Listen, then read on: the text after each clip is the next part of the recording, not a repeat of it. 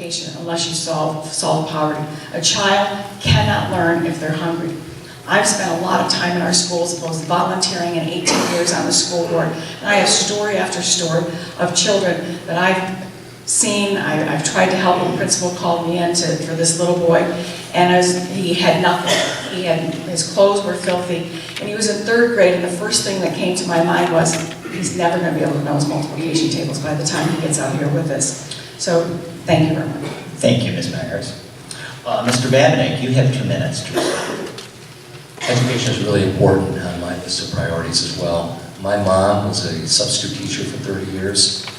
2 of my 5 sisters are teachers. I spent a lot of time talking with teachers over the years. And what I can tell you is I do believe that top down from the federal government down right into the classroom through the school boards is not something that works well. So I am a believer that our school districts need more control and our teachers need more control to adapt to their local situation. And on that basis, I'm in favor of the Common Core. But I also believe that there are other things we can do that are in my education plan. I believe that education should not just be totally tilted towards college prep. While that's important and it works for a lot of people, it's not everyone. We have many opportunities in the trades, industrial, and some new occupations that are unfolding that I believe make it possible to prepare students so that they can graduate right into these jobs without even going to college. Coding is among them. Coding as in software programming is possible. That's why in my local school district, Little Falls City School District, I've been very involved with my school in helping to advance the change to the digital curriculum. This is a sea change for the world of education. It requires the infrastructure, including broadband access. It requires teacher training. It requires a whole different approach to curriculum. But when it works, it is magical. Because here you know, in today's generation, you think of who's in school, they're very digital literate. They're engaging with these platforms, and it's allowing the teachers to be more productive. So instead of teaching the same lesson to everybody in the class, with the assistance of digital technology, it's possible for these teachers to provide specialized help at the rate that an individual student needs it. It's a really wonderful thing. It's catching on, and you're going to see it rapidly adopted in the coming years. But it requires an investment. So I'm all for it, and again, I have an education paper on the Babinek. Thank you, Mr. Babinek. Your time is up. Ms. Tenney, you'll now have 2 minutes to respond. Thank you. Look, the importance of education in our communities, it comes down to one phrase: critical thinking skills. That's what students need to survive in the world. I went to a public school. I wasn't college and career ready when I went to Colgate University and got a liberal arts degree. But what I did learn was critical thinking skills at Colgate, and that's something that Common Core and these top-down bureaucratic programs where bureaucrats tell us how to educate our children, that's what the problem is. And so when we enter into, like, for example, in our company, you know, we would rather have someone with critical thinking skills than someone that's sort of reminds me of 1984. We're going to put you over in the alphas and the omegas and the gammas, and you're going to learn this, and that's what you're going to do for the rest of your life. We don't know where we're going to end up, but critical thinking skills will take you everywhere. You can always be adaptable as the technologies change. Yes, children and students are very digitally able, but you know, as time goes on, I notice many senior citizens, where we have something like almost 70 or 80% of them are now on Facebook and handling digital access. So, you know, we can train and learn, because many of those people didn't have Common Core. They had critical thinking skills when they went to school, and they learned the basics about how to be educated. So, to me, I think the federal government is, you know, unfair and dangling money over our local districts and making them beg, basically, to comply with these programs that are costly. Which is why this massive, crazy school aid formula, which resembles the federal milk order that we impose on our farmers, makes our school aid funding really unfair. So border districts, upstate school districts tend to get a lot less. We pay more per thousand in property tax because our property values are less. So I think, you know, all those things coming from the federal government have not helped improve education and have not helped reduce our tax burden for our taxpayers at the base level. Thank you, Ms. Tenney.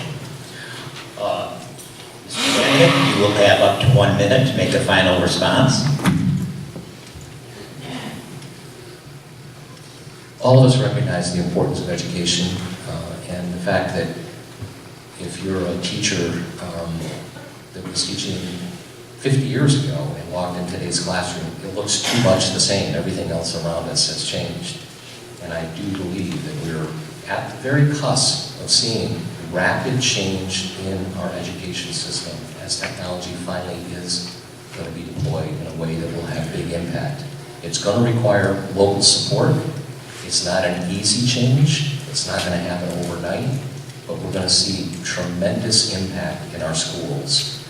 And those communities that are out in front and leading that change are going to be so receptive that everyone's going to want to move to those schools, school districts that get it right first. It's going to add a lot of value to your local community. Hamilton is going to be such a place. I predict you'll be in the early adopter category of this segment, and it will have a tremendous impact on your local community. Thank you, Mr. Davenant. Ms. Myers, you have a minute to respond. Yes, and I wish I had about 2 hours because 21st century skills is what's called critical thinking, and that has been being taught in our schools. And local, as I said, local control. But you know, the other thing that we're not talking about here is the state aid formula is a state issue. We're running for a federal position. And the federal position that I think is critical to our education process is early childhood education. Now, my opponent has said that she would defund early childhood education, that children should just be allowed to play. And that's actually not true. And study after study after study has proven that for every dollar you spend on early childhood education, it yields about $10 return on investment. That is something at the federal level I would make sure that their students, our preschoolers, are ready when they get to school. And it's not a matter of, but it does affect our lower income students greater, but it does affect all of our students. And on a federal level, that would be something that I would support unequivocally. Thank you. Thank you, Ms. Myers. Ms. Tenney, you now have a minute to respond. Yes, in fact, education is a state issue, and my opponent states that that's her #1 issue, and I suggest, as I have in the past, that she should be running for state assembly and not running for Congress, because the problem is the federal government getting in the way of education. You know, we have issues. I'm not against early childhood education, but I do think that we are denying our children childhood and their natural development to force them into programs where they're actually doing Common Core curriculum at the age of 2 and 3 and 4 when they're really not emotionally ready for it. I sat and did numerous Common Core forums across this state, because I have a 7-county assembly district, and listened to hundreds of people give their testimony, including children with special needs, who just simply aren't ready for Common Core at age 4. And this is a problem that we have. The federal government is interfering in the state.